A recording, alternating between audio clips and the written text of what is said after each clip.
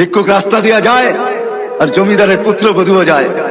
একজন সামনের থেকে আসতেছে, একজন সামনের দিকে যাইতেছে। দুইজনের ক্রসিং এর সময় ভিক্ষুকের গায়ের কাদা জমিদারের পুত্রবধূর গায়ে লেগে গেছে। সে দুনিয়া আন্দার করে ফেলছে, স্বামীকে টাইকা নিয়ে আসছে, বলছে ভিক্ষুক আমার কাপড় নষ্ট করে দিছে। সে শুধু ভিক্ষুক ছিল না, বৃদ্ধ ছিল।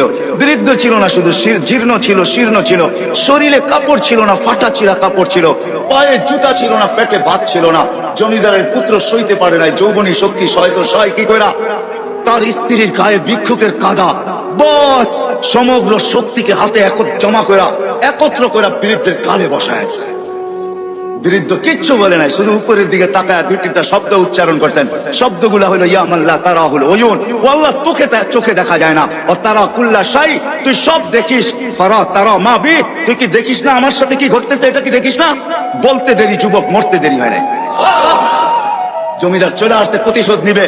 বৃদ্ধের একদিকে মুস্কি হাসি, একদিকে বলতেছে প্রেমের খেলা এমনই হয়।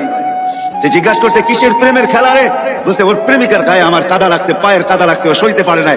যৌবনী শক্তি দিয়ে আমার বৃদ্ধ গালে বসায় দিছে। আমাকেও একজন ভালোবাসে, সেও সইতে পারে না, সেও সইতে পারে না। ও তো থাপ্পড় দিয়া খান তো, সে জান নিয়ে নিছে, জান।